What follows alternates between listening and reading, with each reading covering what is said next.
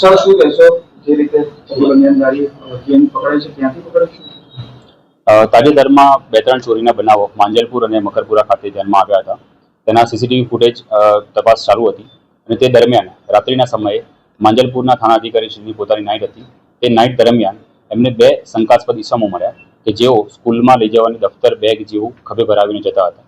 તેમની પૂછપરછ કરી અને બેગ ચેક કરી તો બેગમાંથી વિવિધ પ્રકારના સાધનો મળ્યા જેનો ઉપયોગ સળિયા કાપવા માટે, લોક તોડવા માટે થતો હોય તથા પેપર સ્પ્રે જેવા અને અન્ય ડિસમિસ, વાંદરા પકડ, પાના પકડ વગેરે વસ્તુઓ, ગિલોલ અને પથ્થર મળી આવ્યા. ત્યારબાદ વધારે પૂછપરછ કરતા આગળ એક માણસ જઈ રહ્યો હતો અને તે પણ એ જ સાગરીતનો એમનો જ એક સાગરીત હતો અને એ ટોળકીનો ભાગ હતો. તો તે રીતે આ ચડ્ડી બનિયાનધારી ગેંગ જે અત્યારે ઘણી એક્ટિવ થઈ છે છેલ્લા થોડા સમયથી, તેને પકડવામાં આવી છે અને તે આંતરરાજ્ય જે ચામાચીડિયા ટોળકી, ચામાચીડિયા ગેંગ તરીકે પણ તે પ્રચલિત છે, જેમની ઉપર તેમના શરીરના છાતીના ભાગ ઉપર ચામાચીડિયાનું ટેટુ બનાવવામાં આવેલું હોય છે. આ લોકોની જે મોડસ ઓપરેન્ડી છે તેમાં તેઓ છાયાપુરી સ્ટેશન પર ઉતરે છે. ત્યાંથી ફાટકે રેલવેના પાટા સાથે ચાલતા ચાલતા માંજલપુર ગામ પાસે આવે છે અને ત્યાં દિવસ દરમિયાન ફુગ્ગા વેચવાના બહાને કે કોઈ લારી ચલાવવાના બહાને રેકી કરે છે અને જે બંધ મકાન મળી આવે તે મકાન પર રાત્રિના સમયે ચોરી કરવાનો પ્રયાસ કરે છે અને તાળું તોડવાનો પ્રયાસ કરે છે અને ચોરીનો સામાન લઈને અલગ અલગ ટીમો બનાવીને ચોરી કરતા હોય છે. ચોરી થયા પછી આ ટીમો અલગ અલગ વિસ્તારમાં વહેંચાઈ જાય છે. જે એક ટીમ હોય છે તેનું કામ હોય છે કે આ જે સામાન છે, જે સાધન સામગ્રી છે કે જેનો ઉપયોગ કરીને ચોરી કરવામાં આવી છે તેને લઈને ભાગી જાય છે. એક ટીમ હોય છે જે મુદ્દામાલ છે એને લઈને જતી રહે છે અને ત્રીજી ટીમ અલગ દિશામાં જાય છે.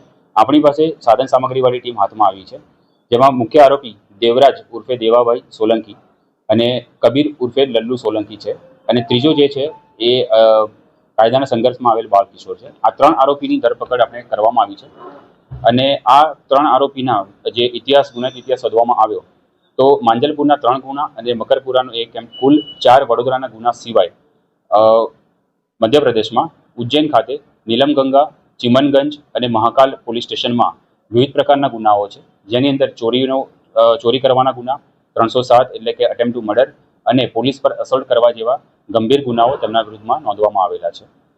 જે અન્ય એમની ટીમ જે મુદ્દામાલ લઈને જે ભાગી ચૂકેલ છે અને જેને પકડવાના પ્રયાસ ચાલુ છે, જે વોન્ટેડ છે, તેમાં દુર્જન બાબા, રાજપાલ પારધી, યોગેશ સોલંકી અને બાલી પવાર જેઓ અત્યારે વોન્ટેડ છે અને જેમને પકડવા માટેની કામગીરી અત્યારે હાલમાં ચાલુ છે. રાત્રિના સમયે નાઇટ ડ્યુટી દરમિયાન જે શંકાસ્પદ ઇસમ મળી આવ્યા કે જે સ્કૂલ બેગ લઈને જતા હતા તો તેમને પૂછપરછ કરવામાં આવી, તેમને ઊભા રાખવામાં આવ્યા અને તેમની સ્કૂલ બેગ ચેક કરતા તેમની પાસેથી સ્કૂલ બેગમાંથી કોઈ સ્કૂલનો સામાન ન મળતા વિવિધ પ્રકારના પાના પકડ, ડિસમિસ ને બધું મળી આવ્યું, ગિલોલ મળી આવી એટલે એમના પર શંકા ગઈ અને તેમને પછી પોલીસ સ્ટેશન લાવીને વધુ પૂછપરછ કરી અને એ રીતે આ ગુનાનો ભેદ ઉકેલવામાં આવ્યો છે. તેઓ ફુગ્ગા વેચવાના બહાને અલગ અલગ સોસાયટીઓમાં, અત્યારે ઘણા બધા મેળા જેવો માહોલ પણ છે વિસ્તારમાં, તો ત્યાં પણ ફરતા હોય છે. તો તેમના જે ફેમિલી મેમ્બર્સ હોય છે તેઓ ફુગ્ગા વેચવાના બહાને સોસાયટીની વિઝિટ કરે છે અને જે બંધ મકાન મળી આવે તેની રેકી કરતા હોય છે અને રાત્રિના સમયે તેઓ ટીમ બનાવીને ત્યાં ચોરી કરવાનો પ્રયાસ કરતા હોય છે. અન્ય કોઈ છે આ લોકો?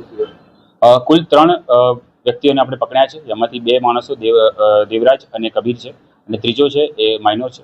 એ સિવાય જે ભાગી ગયા છે એ 4 ઇસમો છે, જેમના નામ દુર્જન, રાજપાલ, યોગેશ અને બાલી પવાર છે.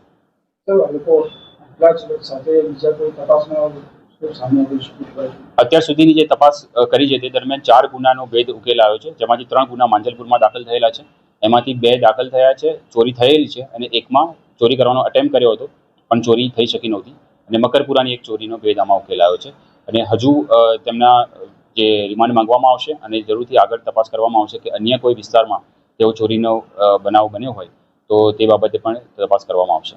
તેમના જે લુક છે અને જે તેમની ગેટ એનાલિસિસ જોતા સીસીટીવી સાથે તેમની તમામ વસ્તુઓ મેચ થાય છે અને તેના આધારે યોગ્ય પુરાવા પણ આપણે આયોગ દ્વારા ઊભા કરવામાં આવ્યા છે. રેલવેના ફાટકથી જવાનો હેતુ શું હતો? છાયાપુરી એ થોડું છેવાડાનું સ્ટેશન છે એટલે મેઇન સ્ટેશન ના ઉતરતા છાયાપુરી સ્ટેશને ઉતરે છે અને રેલવેના ફાટક એકદમ ત્યાં જનરલી પોલીસ અને પબ્લિકની અવરજવર ઘણી ઓછી હોવાના કારણે ફાટકે અને રેલવેના પાટા સાથે ચાલતા તેઓ માંજલપુર સાઈડ આવે છે.